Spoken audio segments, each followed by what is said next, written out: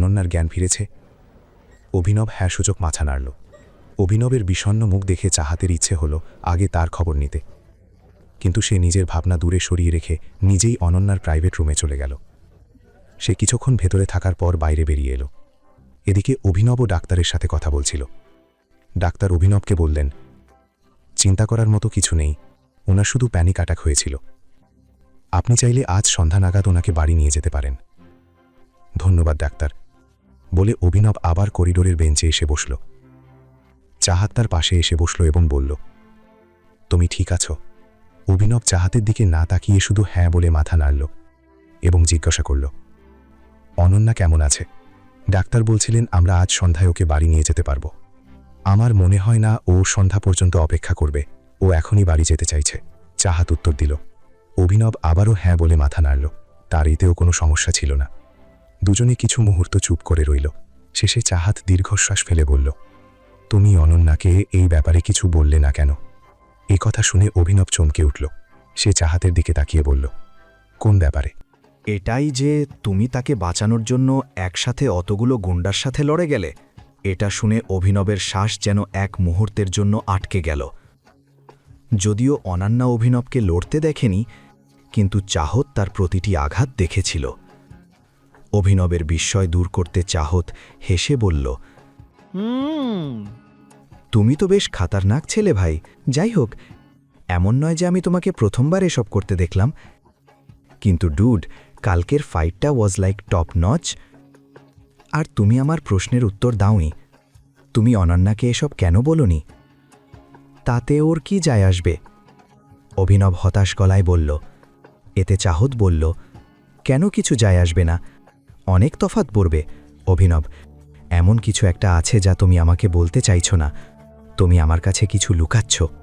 এটা শুনেই অভিনব নিজের গলা ঝেড়ে পরিষ্কার করল এবং বলল, যদি তোমার মনে এই সন্দেহ হয়ে থাকে যে আমি লড়াই করা কোথায় শিখলাম, তবে বলে দিই, আমি রাস্তায়, গলিতে, বাজে স্কুলে, মাঠে, এমনকি কলেজেও প্রচুর লড়েছি। আমি অনাথ, তাই নিজের জায়গা তৈরি করার জন্য আমাকে লড়তে হতো। লড়াই করা আমার শখ নয়, বাধ্যবাধকতা। আর সত্যি বলতে কি, লড়াই করা ছাড়া আমি আর কিছু জানিও না। বেঁচে থাকার জন্য আমাকে লড়তে হয়। এতটা বলেই অভিনব নিজের মুখ নিচু করে নিল। যদি এই সময় চাহতো তার চোখের দিকে তাকাতো, তবে বুঝে যেত যে অভিনব মিথ্যে বলছে। চাহতো দীর্ঘশ্বাস ফেলে বলল, ঠিক আছে, যাওয়ার সময় হয়ে গেছে। আবার কখনো দেখা হবে, তখন মন খুলে কথা বলবো। এই বলে চাহতো উঠে দাঁড়াল। অভিনবের দিকে তাকিয়ে হাসল এবং শেষ পর্যন্ত হাসপাতাল থেকে বেরিয়ে গেল। অভিনব তাকে যেতে দেখে ভাবছিল যে চাহাত তার ব্যাপারে জানার জন্য এত ব্যাকুল কেন। কি ব্যাপার মিস্টার বেকার, এখন আপনি বেঞ্চ খুঁজছেন? আমার তো মনে হয়েছিল আপনি বেরিয়ে গেছেন। পেছন থেকে কারো কণ্ঠস্বর শুনতে পেল অভিনব। আওয়াজ শুনেই সে বুঝে গিয়েছিল যে এটা শর্মিলার গলা। সে উঠে দাঁড়িয়ে পেছনে ফিরতেই দেখল শর্মিলা অনন্যার রুম থেকে বাইরে বেরিয়ে এসেছে। রাজীবকে দেখা যাচ্ছিল না। অভিনব আন্দাজ করল সে নিশ্চয়ই ডাক্তারের সাথে দেখা করতে গেছে। আমরা বাড়ি যাচ্ছি, তুমিও তোমার মতো পৌঁছে যেও, শর্মিলা বলল এবং অনন্যার দিকে তাকাতে লাগল। অনন্যাও রাগে অভিনবের দিকে তাকিয়েছিল। শেষে শর্মিলা বলল, চলো। অভিনব তাদের বাইরে যেতে দেখছিল। লিফটে তারা ঢুকে যেতেই অভিনব একটা দীর্ঘশ্বাস ফেলল। সে এটুকু বুঝে গিয়েছিল যে এই ধরনের লোকেদের নজরে আসার জন্য তাকে নিজের রক্তের শেষ বিন্দু পর্যন্ত খরচ করতে হতে পারে। তখনই রাজীব তার কাছে এসে বলল, তুমি এখানে কেন দাঁড়িয়ে আছো? আর শর্মিলা আর অনন্যা কথায়? ওরা দুজনেই বেরিয়ে গেছে। রাজীব এর বেশি আর কিছু জিজ্ঞাসা করল না। এই তিনজনের মধ্যে কি হয়ে থাকতে পারে, রাজীব আগেই তা বুঝে গিয়েছিল। সেও দীর্ঘশ্বাস ফেলল এবং পকেট থেকে গাড়ির চাবি বের করে অভিনবের দিকে বাড়িয়ে দিয়ে বলল, এটা অনন্যার গাড়ির চাবি, তুমি ওটা নিয়ে বাড়ি চলে এসো। এটুকু বলে রাজীবও সেখান থেকে বেরিয়ে গেল। অভিনব দেখতে পাচ্ছিল যে তিনজনের মধ্যে যদি কেউ ওর সবচেয়ে বেশি খেয়াল রাখত, তাহলে সেটা ছিল রাজীব। অভিনব নিচে এসে অনন্যার গাড়িতে বসল।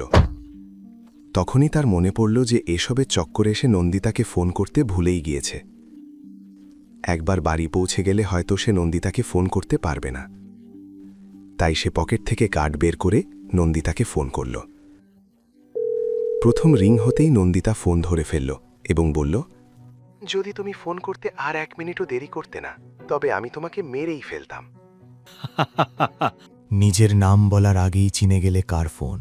হ্যাঁ, কারণ আমার অনুমতি ছাড়া আমাকে ফোন করার সাহস কারও নেই। এই কাজ শুধু একজনই করতে পারে, টাইগার। ঠিক বলেছ, ভালো কথা। কাল তোমাকে বলতে ভুলে গিয়েছিলাম, তুমি তো অনেক বড় হয়ে গেছো নন্দিতা। অভিনব, প্লিজ আমাকে নন্দিতা বলো না, ওপাশ থেকে আলায়না বলল। তার মুখে এটা শুনে অভিনব 1 সেকেন্ডের জন্য চুপ হয়ে গেল। তারপর জিজ্ঞাসা করল, কেন? তোমার নাম তো নন্দিতাই। না, এখন আর নেই। যখন থেকে তুমি চলে গিয়েছিলে তখন থেকেই আমার পৃথিবী বদলে গিয়েছিল। এখন দুনিয়ার চোখে আমি নন্দিতা নই, আলায়না। যেমন তুমি অভিনব নও, টাইগার। যাই হোক, তুমি এখন কি করছো?